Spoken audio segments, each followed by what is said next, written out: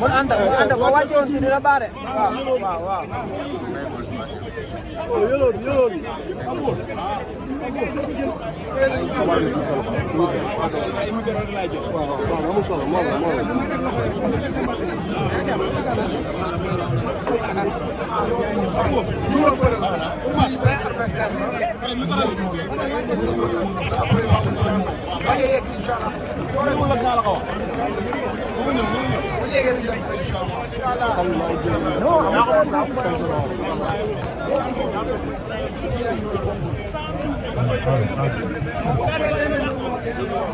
moo ko dàq lépp lii moo ko dàq lépp.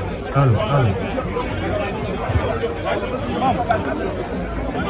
tey de yaa ngi ci kaw rek parce que combat moom suuf quoi lii commencé ak ñun mu jéego parce que xam boo ñëwee da ngay suivre pour gagner étage parce que après yéen mooy noonu.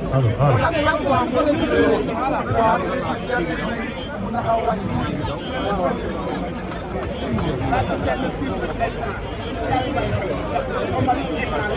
ko dox rek parce que xam nga bu ne.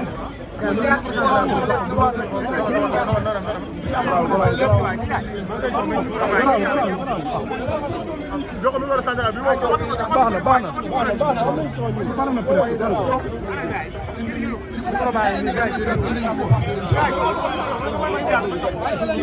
am jël mi wara waay bi mo gën fort baax na ki du dégg baax bi mo gën fort kon bu ko dem mu téye ko yow téye ko mu ko rek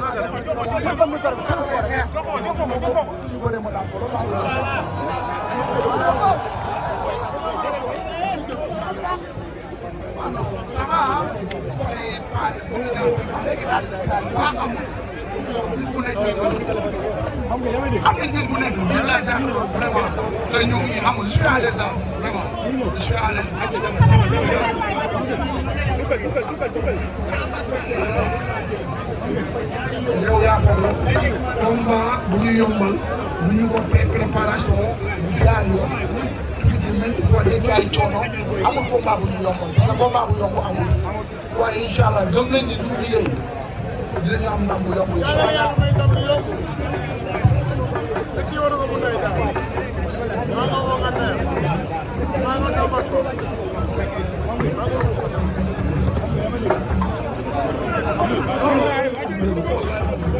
mën naa am benn façon rek moom mu jàppee ko loolu mais wax dëgg yàlla man am na yoo xam ne du suma habitude vraiment non non non non. mais daal vraiment di kontaan encore rek di nuyu supporters yi bu baax a baax a baax di leen wax ngeen préparé bu baax dimanche comme ni nga daan defee fii sa teel ay taw dem stade xam nga ñu dem naan saa te incha allah indi ko parcelle kontaan ci baax kontaan bi waaw waaw. borom dëgg bi jaar suñu yoon bu ñu wax fa ñu jaar dem sa côté suñu kër yow indi ndam li incha allah parcelle vraiment. donc si bout donc nga def amee seen. daa mel ni sama kii woote na fer mi gën a yu bëri yi doo ko joxe. amuñu soori.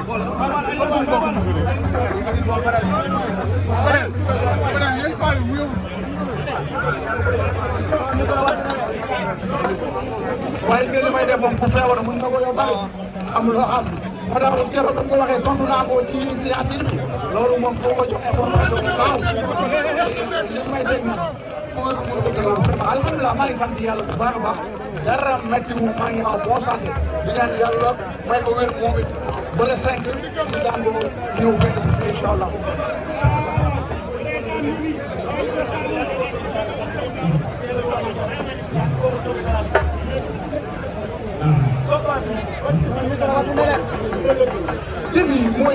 ma jaar ay moromam rek daan ko ñëw indi ko fi loolu laa gëm ci loolu laa nekk incha allah te gëm naa ni yàlla dañ ko may yàlla mi may ndam yàlla nañu yàlla may ndam.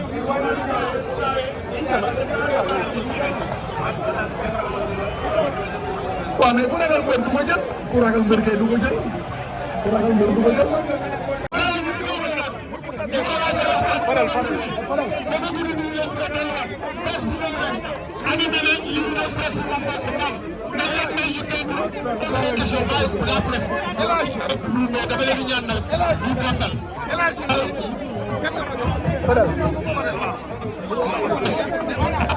mi ngi lay xool Fadel wul melul Diouf mi ngi ko ginnaaw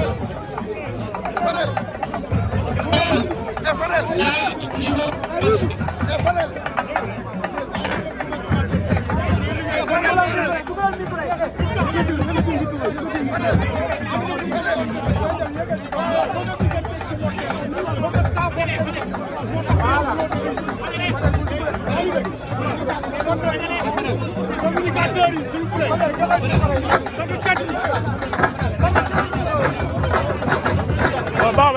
waaw Baba Gall da ngeen wax Moussa Yacine mu arrêté lu muy tëgg Moussa Yacine mu arrêté lu muy tëgg waaw mu arrêté waaw.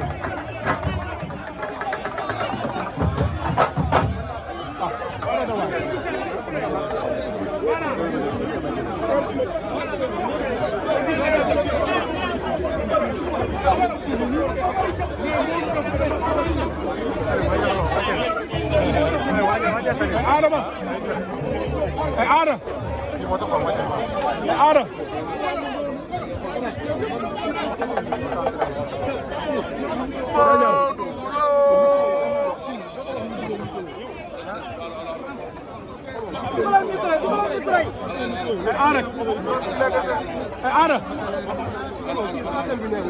Adama